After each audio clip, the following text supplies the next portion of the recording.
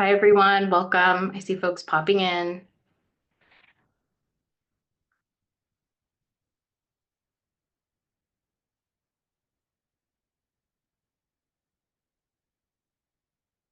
I know folks are still rolling in, so we'll give folks a couple more minutes to join and then we'll get things started.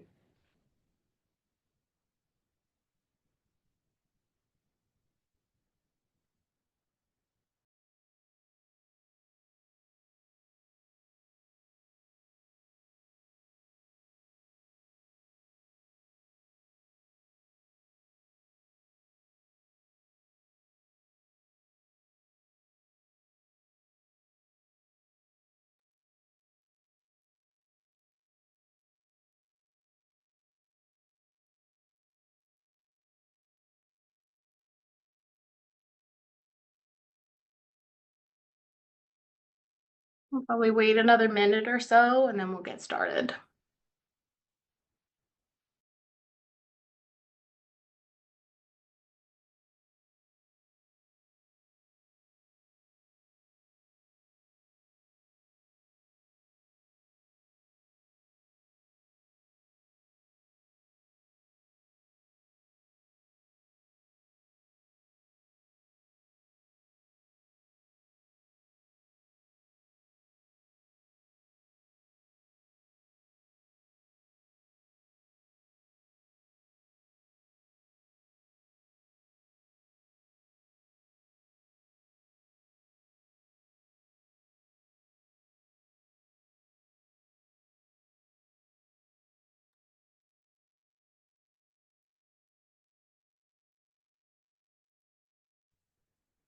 All right, I think we'll go ahead and get going. I know you all have busy mornings, so we'll try and get started on time.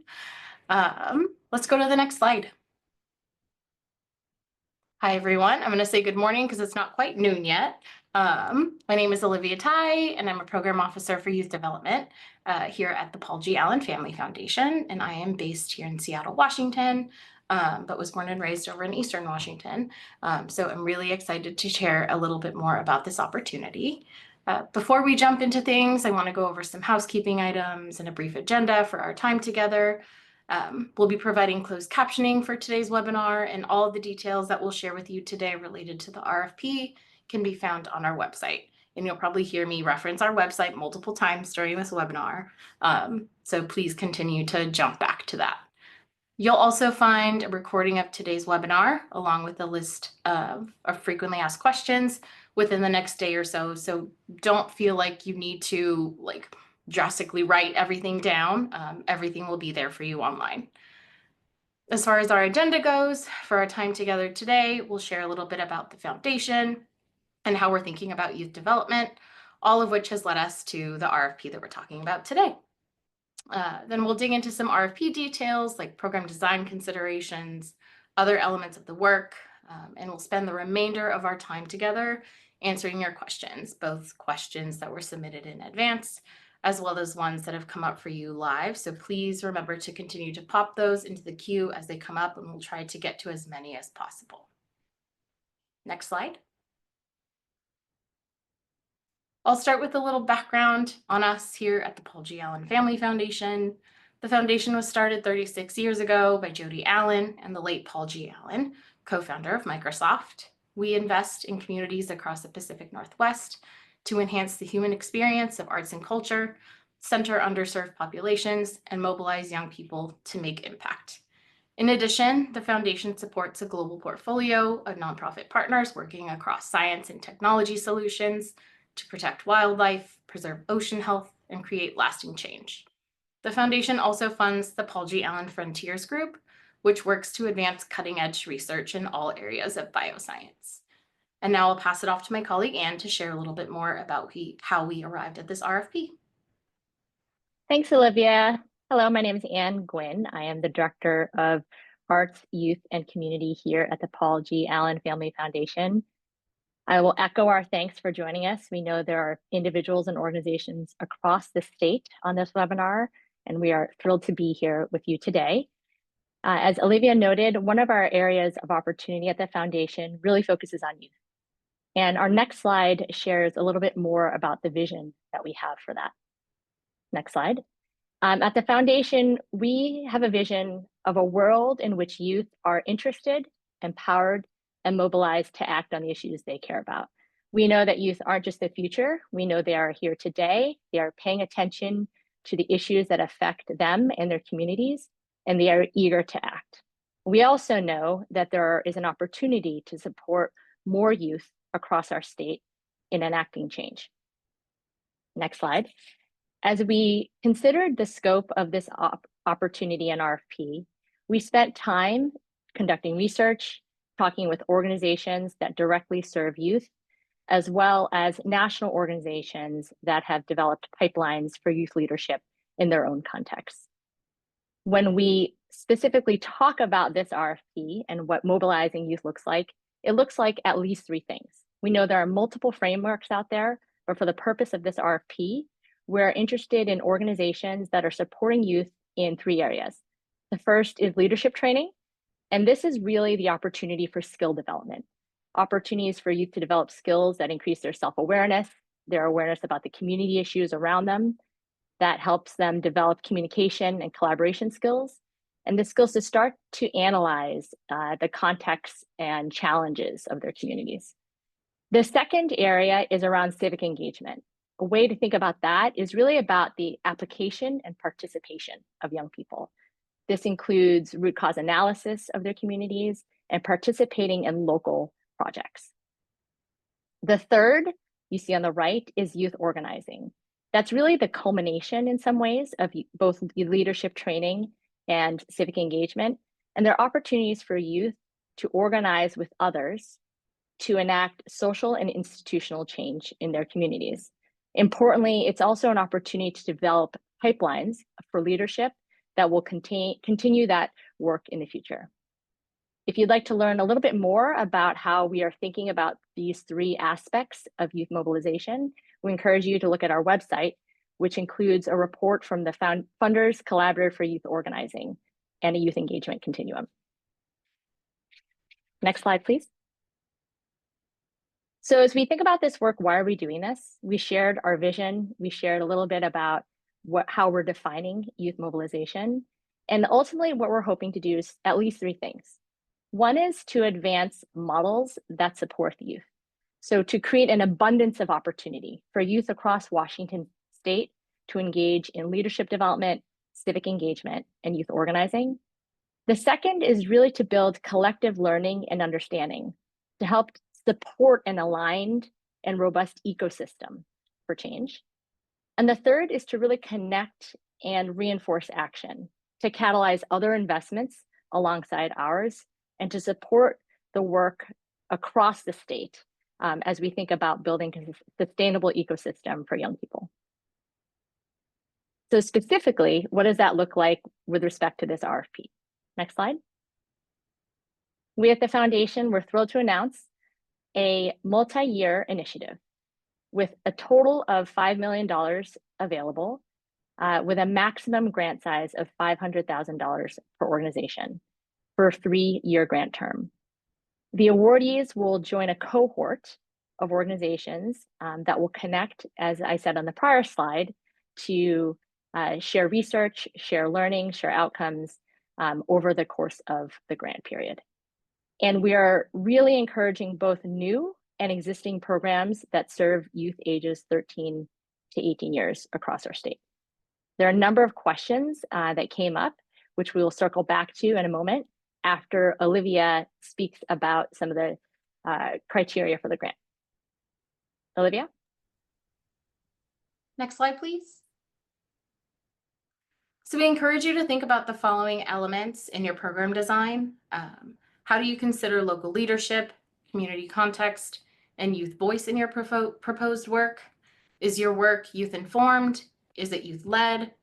Does your proposed work take intergenerational relationships and mentorship into consideration? Does your program include representation of youth and young people that have been historically underrepresented and underserved by youth programs? And where is your work taking place in our state? We're really hoping to cast a broad net to reach folks doing work across our state.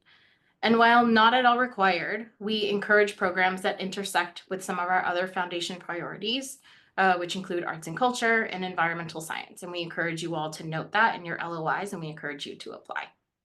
Next slide. In your LOIs, we will look for your ability to clearly articulate your knowledge of your community's needs and how your organization and the proposed work aims to address those needs. We will prioritize those with capacity for collaboration and those with relationships with community partners. And we're also looking for folks who have an understanding of baseline data that will help you measure the impact of your work. Essentially, what this means is that we want to understand what success looks like to you, and we want to know how you know your work is successful. Next slide. In terms of eligibility, organizations must either be a registered 501c3 or working under the fiscal sponsorship of a registered 501c3. Organizations based outside of Washington State are absolutely eligible to apply so long as the proposed work is taking place or will take place in the state of Washington. Programs must also be able to clearly articulate and develop a plan for measurement and learning. It may be helpful for me to share some examples of what this work looks like. I know we're talking pretty dry in terms of our criteria, but say you're an organization that works across a number of different states providing youth civic leadership programming. Your organization has a deep interest and has some budding relationships here in Washington State, and you want to expand your program to Washington State. You are absolutely encouraged to apply. Say you're a youth serving organization that hopes to develop a program that focuses on youth civic engagement through artistic expression. We would love to see you apply. An organization based in community that's interested in establishing a youth advisory board that will not only bring youth to the table, but engage them as decision makers to shape organizational priorities and strategies for youth engagement. We would love to see you apply. You can find some other examples and additional details on our website. Next slide. Here we've got some key dates for you and some information on how to apply. This kind of outlines our process from last week when we launched all the way to 2025. Our RFP has a two-step process, which includes a letter of interest, as you've heard me reference, an LOI, and a full proposal. To get started, first you'll need to create an account in our grants management system, Flux, and submit your LOI. The LOI is intended to be a high-level overview of your proposed work. The deadline to submit an LOI is Thursday, November 7th, and we encourage you to submit as early as you are able to. Following an internal review of the LOIs, a number of selected applicants will be invited to submit full proposals. The proposal will allow applicants to provide much more detailed information on the proposed work, and these proposals will later be reviewed by an external review panel in early 2025. The feedback and reflections from the panel will help internal staff inform our final decisions, and we anticipate grants being announced around Q2 of 2025. And you'll see on the screen all the information and the links to get registered. Next slide. All right. With that, I'd like to transition us to the Q&A portion of the webinar. Again, we'll start off by addressing some of the questions that were submitted in advance. So thank you so much for your thoughtful questions. Please continue to pop those questions into the chat as they come up, and we will try our best to get to as many as we can. And I will go ahead and kick us off with some questions about eligibility. So can 501c3 organizations outside of Washington apply? Organizations outside of Washington, as mentioned earlier, are encouraged to apply as long as the work, all of the work that you are requesting funding for takes place here in Washington State. Let's see. Can schools, districts, and universities apply? We are not accepting applications from individual schools or individual school districts. However, applicants can be an organization working in partnership with a school or school districts. Can community-based nonprofits use a fiscal sponsor if they don't have tax exemption status? Yes, as I mentioned earlier, community-based organizations with a fiscal sponsor that meets all the appropriate criteria are absolutely welcome to apply. Another question around eligibility. We serve youth between 13 through 18, but also youth outside that age range. Are we still eligible to apply? Well, we wouldn't necessarily disqualify those who serve youth outside of our priority age range. We will be prioritizing programs that directly serve youth between 13 through 18. Does it make more sense to apply for just 1 year of our program versus 2 or 3 years? So, because we hope to bring a cohort of grantees together for collective learning, relationship building opportunities, and really build a supportive ecosystem of this work here in Washington State, ideally we would prioritize programs applying for the full 3 years of funding that's available.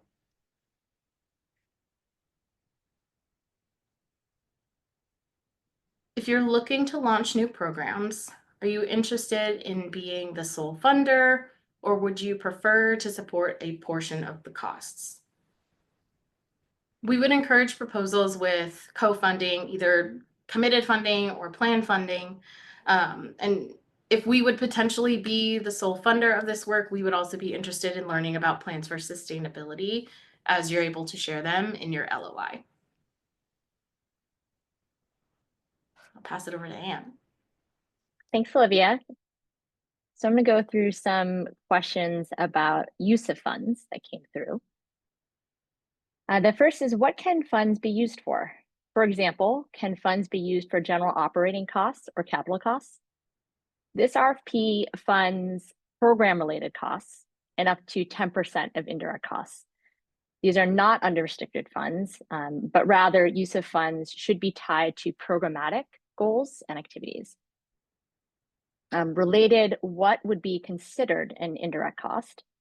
Indirect costs may include things such as administrative expenses, facilities, office supplies, and other overhead-related costs to operate your programs. Indirect costs of up to 10% may be included in your proposed project budget. Why is the indirect cost rate only 10%? So you've likely seen a range of indirect costs that are covered by grant-funded programs. We've included an indirect cost rate of 10% to be in alignment with some of our similarly aligned peer funders. Can applicants propose to offer stipends to youth participants?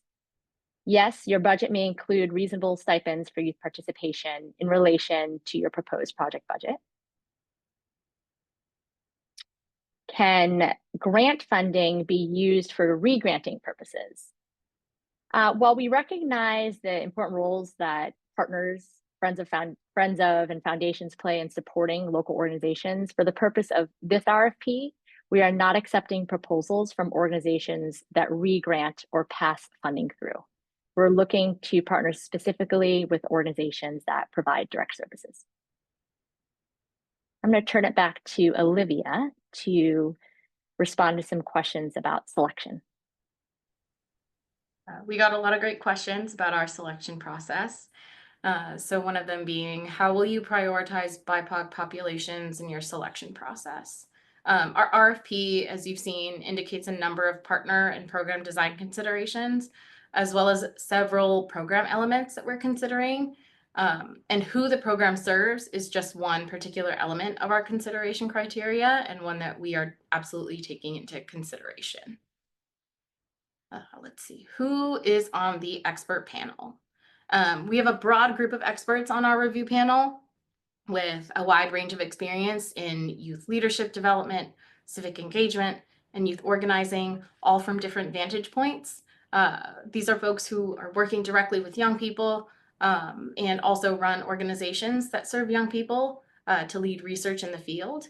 And the folks on our panel include those with statewide expertise, are from all across our state, and we've got some great folks with a more national perspective as well. However, in order to protect the time of these individuals and to avoid potential conflicts of interest in our process, we will not be sharing specific details on who is on our review panel at this time. Is there a certain percentage of funds set aside for new versus existing programs, for partnerships or individual organizations?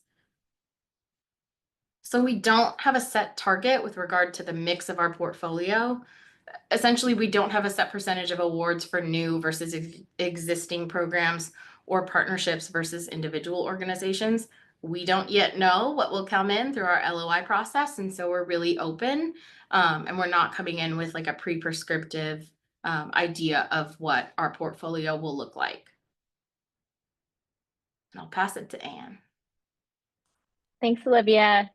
We are just powering through these questions, so keep them coming. So I'm going to take on sort of hodgepodge, the other category, for a minute here.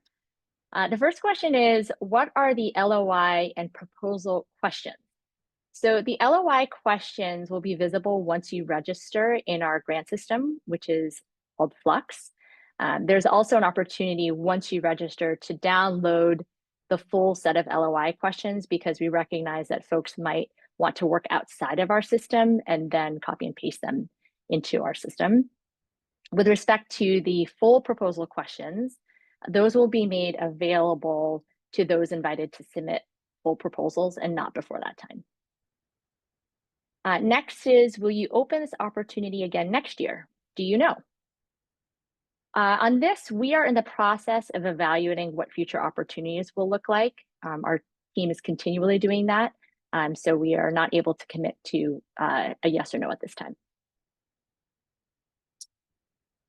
The third question is, what do we put for the start date and duration for existing youth programs that we hope to expand through this grant? So this is about existing programs. If the program you're submitting for is an existing program, please just note the date you're submitting the LOI as the start date, and the duration should represent the amount of time for which you are seeking funding. Next question, youth organization groups can be politically charged by nature. Will you support organizations with political views and/or affiliations? So we want to be clear that lobbying or direct political activities are outside of the scope of this RFP. This RFP is really grounded in the belief of that young people need to be empowered to act on the issues that they care about. And we're interested in learning about the issues that youth in your context are focusing on. What do we put, oh, nope, sorry, I answered that one, my bad. How do you consider mental health within this RFP? I didn't see it in the list of definitions. This is a great question. We recognize that mental health is at the top of everyone's mind when it comes to young people. And for the context of this RFP, while it doesn't explicitly focus on mental health, we recognize that, and research indicates that purpose and belonging can have positive contributions to mental health, to educational outcomes, to connectivity. So it is not an explicit focus of this RFP, but we know that it has a contribution to that outcome. Okay, we're going to take a few more on. Will the recording and slides be made available? So yes, both the recording will be made available online, and the FAQ online will also be updated. Would a civic engagement program seeking to work at a state or federal level be eligible? If the program is serving youth in Washington State with some larger ambitions to scale, we would absolutely consider this within the scope of our RFP. Do proposals need to address all three elements of mobilizing youth? Proposals need to address at least one of the elements of mobilizing youth. It does not need to contain all three elements. Let's see, are stipends for youth participation in youth advisory boards an eligible cost for this funding source? Stipends for youth participation are absolutely eligible, and we would just consider them as we're reviewing the total project budget to make sure they are a reasonable amount for youth stipends. Question about reminder of due dates. So when will proposals be due? LOI submissions are due on November 7th, and full proposals need to be submitted by, sorry, that data is incorrect. The invitation to submit a full proposal will be extended to a subset of LOIs on November 20th. Let's see, since this grant funding is specific to youth engaged in systems change, has the foundation considered including C4 organizations since they have more legal capacity to engage in that type of work? This is something that we've thought about, and at this time, funding for this RFP is specifically targeted towards C3 organizations. A question about the full proposals for planning purposes. Can I ask what the full applications will entail? So the full proposal questions are an opportunity to expand on the programmatic components that your organization is focused on, so the outcomes that you intend to seek, as well as how you will be engaging partners, for example, if it is a collaboration. Additionally, it will include the opportunity to upload financials.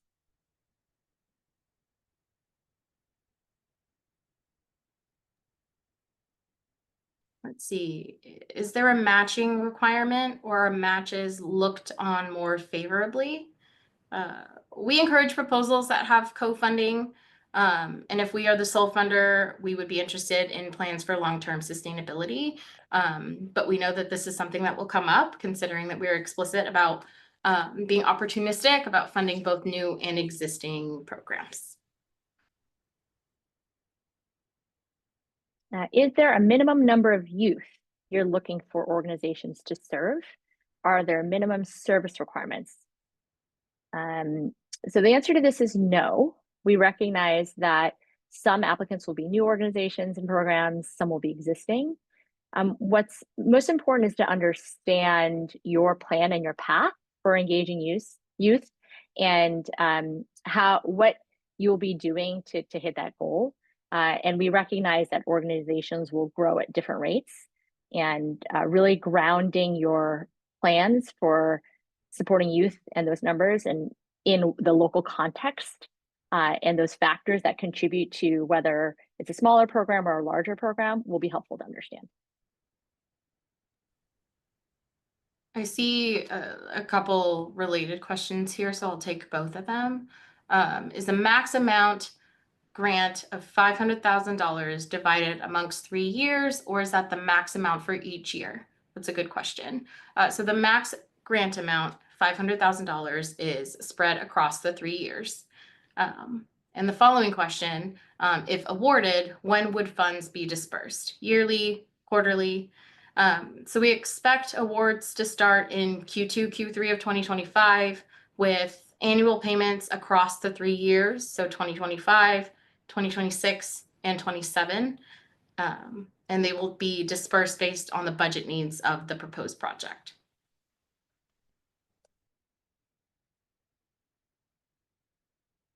There's a question about how big we expect the cohort to be. We anticipate likely 7 to 10 grants, but there's flexibility there. We want to see both the LOIs and the proposals. So the short answer is it's not going to be massive and it's not going to be tiny. It's going to be Goldilocks in between. Is there a template that you have for the LOI? We have a PDF, but what you'll need to do is go to our website, create an account in Flux prior to starting the LOI, and then within our grants management system, Flux, you'll be able to download a PDF template of our LOI questions. Can we apply for ongoing programs that we're hoping to bolster and expand, or does it need to be a new program? It does not need to be a new program. As Olivia mentioned, there's not a target in terms of the portfolio mix. It's not an X% looking to be new and X% looking to be existing. We are really encouraging both new and existing programs to apply.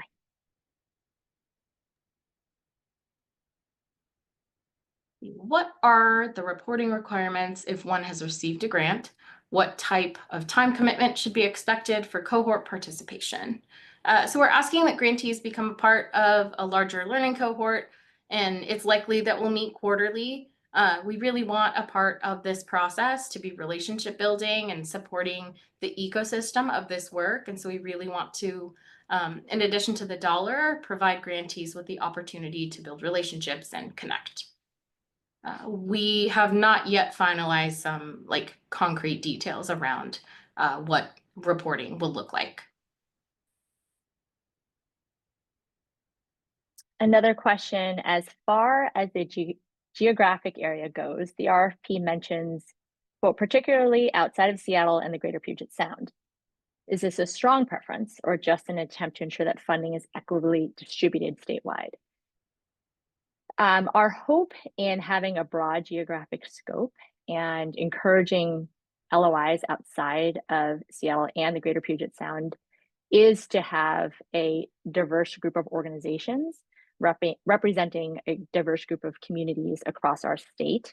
And we are attempting to center resources on organizations and communities that may have less access to large-scale philanthropy. Another good question we have here. We've applied for a 501c3 last week, but have been helping youth in our community for over 2 years. Do we have to be a 501c3 approved by November, as it takes some time to get approved? I understand that this is not a very fun process and can take some time. We do require that organizations either have their 501c3 status to be considered for this opportunity, but are absolutely also considering organizations that are operating with a fiscal sponsor.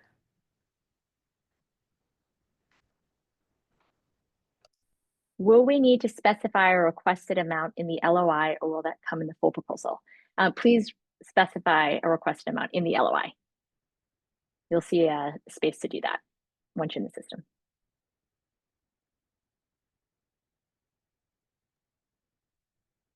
Let's see what we have here. Are staff costs considered program costs or admin or indirect costs? Can you please give us some examples of a direct cost for the program? So this really depends on the staff's individual role or function within the context of the project. If they are a program staff that's working directly on the project that's being proposed, we would consider that a direct cost and not an indirect cost. And direct costs would entail those expenses related, of course, directly to the project. So staff, materials, stipend, and the like.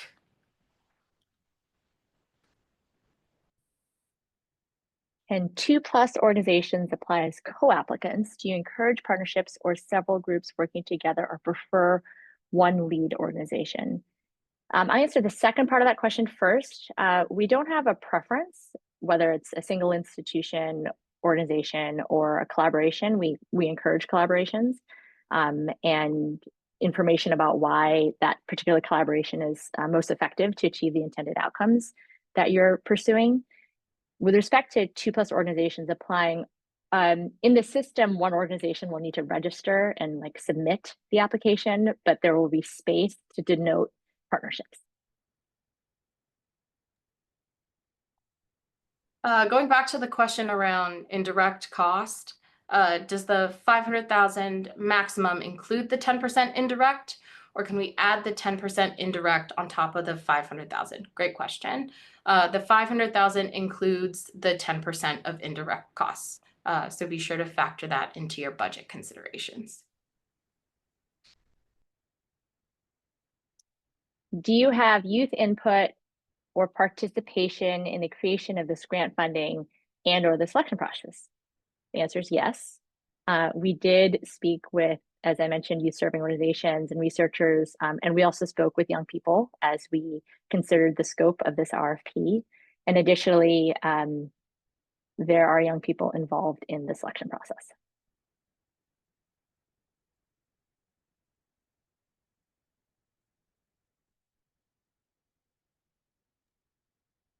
Let's see, if we plan to partner with a Washington nonprofit as a fiscal sponsor, do we need a letter of commitment from the partner at time of submitting the LOI? So not for the LOI. I know we're running on a really tight timeline, but if you are invited to submit a full proposal, we would absolutely request a letter of commitment or an MOU outlining the relationship of fiscal responsibility.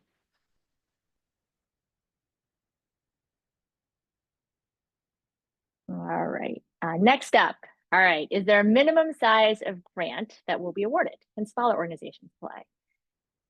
Well, we weren't clear on that. We said there's a maximum award size, but no, there's not a minimum size of grant that will be awarded, and we do encourage smaller organizations to apply.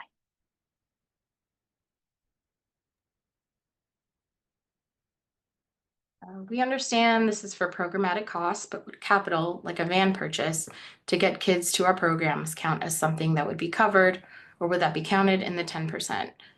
So we are not funding capital expenses within this particular RFP. However, we recognize the importance of transportation in order to support youth participation.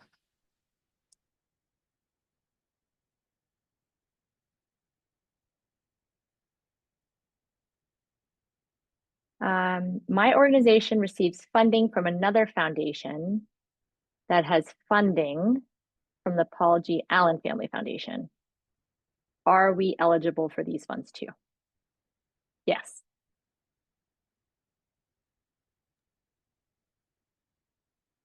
Can you give a little more clarity as to what would be considered a reasonable cost for youth stipend? Like what proportion of the budget?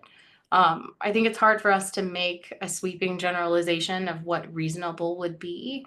It's really dependent on the program that you're considering applying for.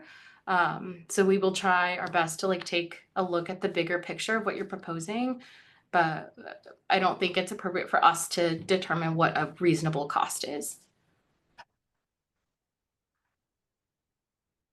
Are we able to ask questions about the RFP after today? It's a bit unclear on the website. Yes, you should continue to submit questions via the website. There's a space to do that. I should say that we are, as you might imagine, receiving many questions. Some are very grant specific. So for example, we run a program that does X, Y, and Z. What do you think about this or that? We're not able to respond to specific questions such as that, but we will continue to monitor the email for questions and we'll continue to update the FAQ. Let's see, I think we're starting to run a little low on questions. So if you have any lingering ones, please pop those in the chat. And I think we'll maybe take 3 or 4 more. Let's see here.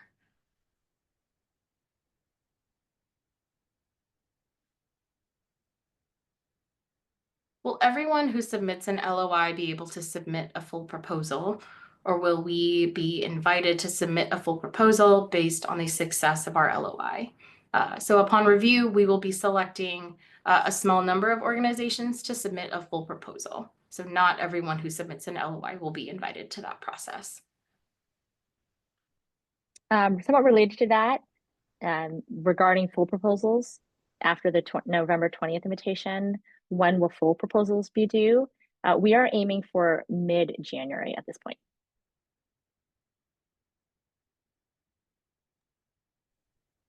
In the LOI template, there's a request to add your current year budget and any other documents that apply. Does this refer to our entire organization budget?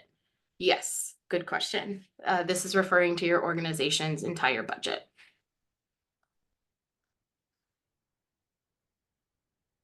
And Anne, I'll let you take this last question.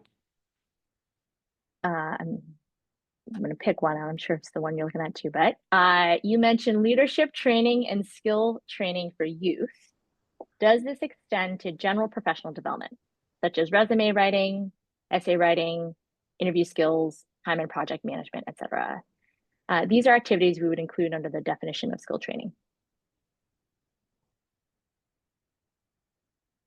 All right. I feel like that was rapid fire question and answer. Again, please don't feel like you need to write everything down.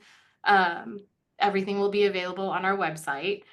shortly after our webinar. I just want to thank you all for joining us today, and I hope that this conversation was helpful.